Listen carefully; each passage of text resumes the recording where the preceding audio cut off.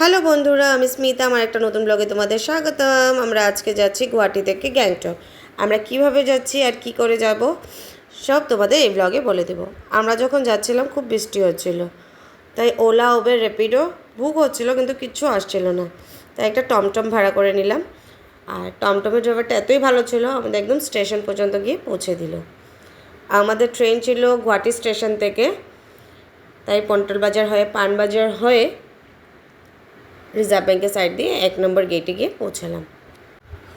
আমাদের ticket confirm ছিল, আমাদের মাত্র 2 দিন আগে টিকিট করেছি, কারণ আমাদের প্ল্যানটা হয়েছে সাডেনলি। আর অন্য কোনো ট্রেনে আমরা একসাথে 11 জনের সিট পাচ্ছিলাম না। বাইলাগ Guwahati to NJP intercity express available ছিল, যেটা গুয়াহাটি থেকে রাত্রি 8:30 ছাড়বে আর মর্নিং 5:30 এনজেপি পৌঁছে যাই। স্টেশনে গিয়ে আমরা একটু ভিডিও টিডিও করলাম, সবাই আসলো, একসাথে গল্প করলাম। এক এক করে সবাই আসছে। আমার ননদের একটু দেরি হয়েছিল আসতে, কারণ আমাদের ট্রেনটাও একটু লেট ছিল। 8:30-তে বলেছিল, কিন্তু 8:30-তে আসেনি, এসেছে 9 PM সামথিং। তো বন্ধুরা, তোমাদের যদি এরকম কোনো প্ল্যান থাকে তাহলে তোমরা 15-20 দিন আগের থেকেই টিকিট করার চেষ্টা করবে, কারণ অনেকজন থাকলে না একসাথে সিট নাও পড়তে পারে। তার জন্য স্টেশনে গিয়ে কাটলে একসাথে ওরা একটা অ্যাপ্লিকেশন দিলে 11 জন হোক, 9 জনের পর থেকে 11 জন হোক, 15 জন হোক, ওরা একটা গ্রুপ টিকিট কেটে দেয়। আর তোমাদের যদি যাওয়ার ইচ্ছা থাকে টিকিট না কেটে স্টেশনে গিয়ে স্টেশন টিকিট কাটবে, তাহলে ওরা অনেক হেল্প করে একসাথে গ্রুপ যাওয়ার জন্য। আমাদের ট্রেনটার নাম ছিল Guwahati to NJP intercity express, আর টিকিট প্রাইস ছিল আমাদের 640 করে। আর আমরা একসাথে সিটগুলো পাওয়ার জন্য আমরা কম্পার্টমেন্ট 3E ইকোনমিক ক্লাস নিয়ে নিলাম। তারপর এখানে পৌঁছে আমার ননদে একটা কেক এনেছিল আমার মেয়ের বার্থডে বলে, ওখানে বার্থডে সেলিব্রেট করলাম আমরা সবাই মিলে। তারপর আমার ননদে ওর রেস্টুরেন্ট থেকে চাউমিন, তন্দুরি চিকেন এগুলো নিয়ে আসলো। আমরা সবাই এগুলো খেয়ে দিয়ে সারা রাত্র কেউ একটাও ঘুমায়নি।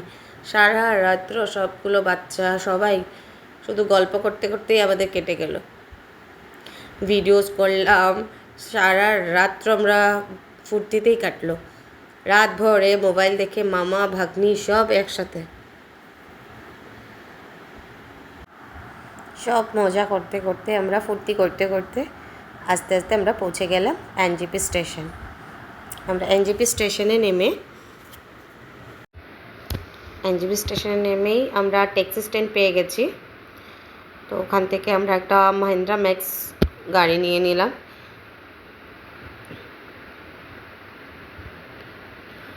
আমাদেরকে বলেছিল মাহিন্দ্রা ম্যাক্সে 10 জন আরামসে বসতে পারবে, কিন্তু আমাদের খুব কষ্ট হচ্ছিল, অল্প একটু চাপাচাপি হচ্ছিল বসাতে।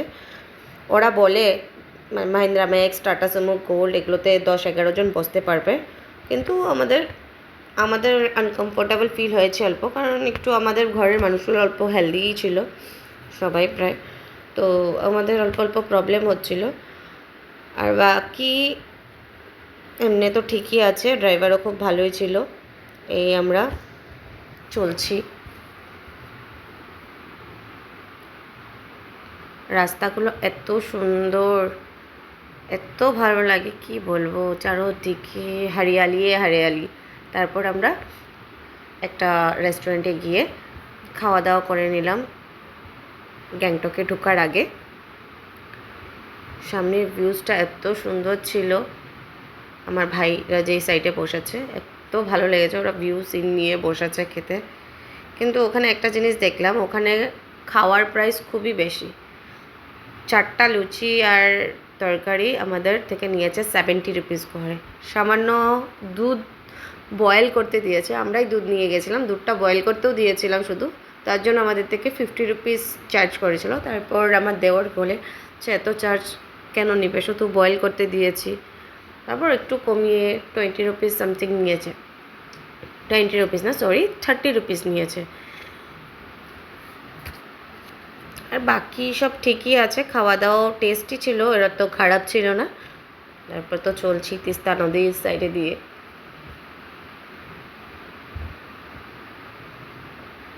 মনটাও খুব ভালো হয়ে গেছিলো এত সুন্দর ভিউ দেখে। আস্তে আস্তে আমরা তিস্তা নদীর সামনে দিয়ে ওয়েস্ট বেঙ্গল পার করে আমরা সিকিম বর্ডারে ঢুকে পড়লাম।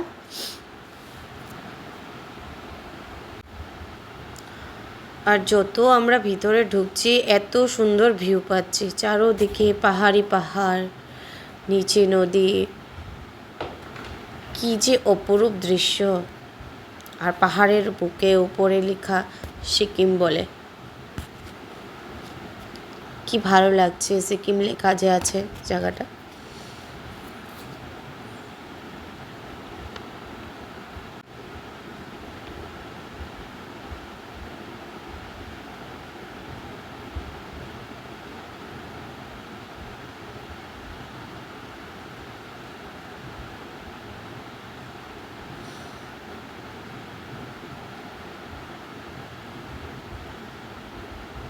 তোমরা দেখছোই কত বড় করে লেখা আছে সিকিম।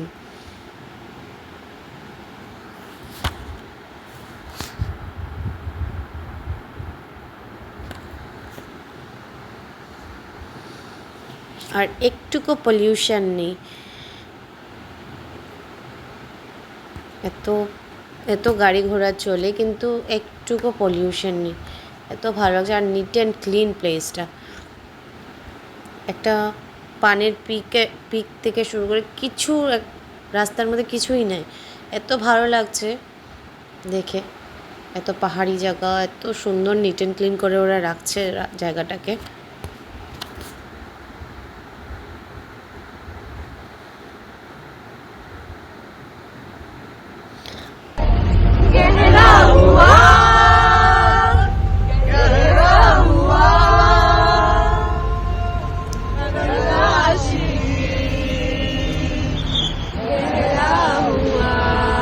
সবাই মিলে গান গেতে গেতে চললো তিস্তা নদীর সাইড দিয়ে, কি ভালো লাগছে, কি যে রাস্তা।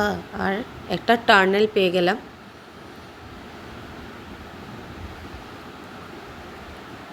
টার্নেলটা পার করব এখন আমরা।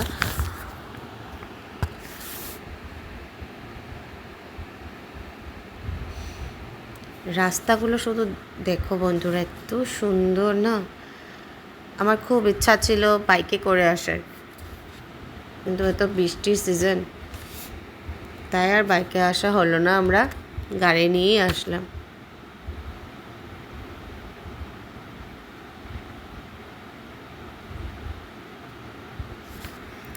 শুধু রাস্তাগুলো দেখছি, এত ভালো লাগে, এত পাহাড়ি জায়গায় এত সুন্দর করে মেনটেন করে রাখা রাস্তাগুলো। এখানে ল্যান্ডস্লাইড প্রায় দিনই হয়, কিন্তু হওয়ার একটু পরেই ওরা সব ঠিকঠাক করে নেয়। আমরা পৌঁছে গেছি গ্যাংটক। পৌঁছে আমরা আগে লাঞ্চটা করে নিলাম, কারণ খুব খিদা পেয়েছিল। এটার নাম ছিল কলকাতা রেস্টুরেন্ট। আমরা নিয়ে নিয়েছিলাম 4 জনের বিরিয়ানি, আর ওরা কী কী খাচ্ছে দেখিনি। তারপর বেরিয়ে পড়েছিলাম মার্কেট এরিয়াতে।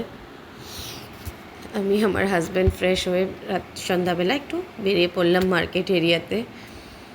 এটা লালবাজারের সাইড দিয়ে আমরা যাচ্ছি।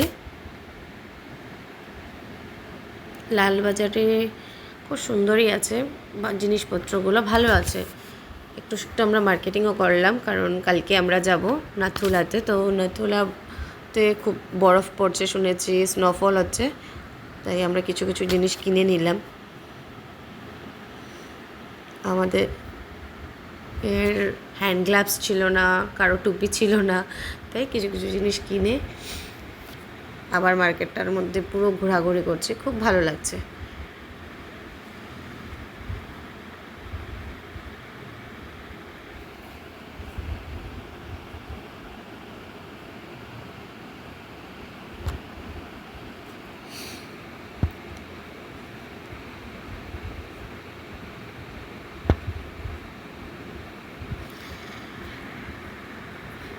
তারপর ঘুরতে ঘুরতে আমাদের খিদা পেয়ে গেল, কী খাবো ভাবছি, না একটু ফটো তুলে নিই, তারপর যাবো ভেবেছি। এখানে ফেমাস মোমো, তো মা কী কী আছে এগুলো সব খাওয়ার জন্য, তো ফটো তুলে নিলাম অল্প।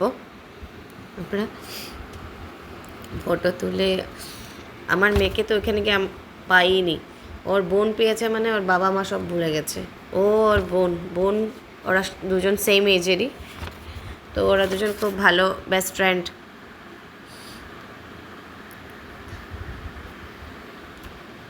কষ্ট করে টেনে টুনে এনে একটা ফটো তুলেছিলাম, একটা দুটো। সারা দিন ও আর ওরা দুই বোন থাকলে আর ওদের দুজনের কাউকে দরকার পড়ে না। তারপর দেখছি কোথায় ভালো মোমো পাওয়া যায়, তো আমরা এমজি মার্কে এখন ঘোরাঘুরি করছি। আমরা এমজি মার্কেই ছিলাম, একদম মেইন, যেখানে এমজি মার্কে গান্ধীজির মূর্তিটা আছে তার অপোজিটেই আমরা একটা হোটেলে ছিলাম।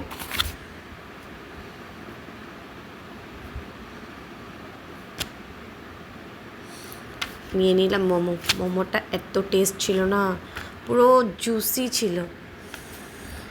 আর তোমাদের যদি আমার ভিডিও ভালো লেগে থাকে, নেক্সট ব্লগগুলো দেখো, নাথুলা বর্ডার পাবে, সব পাবে।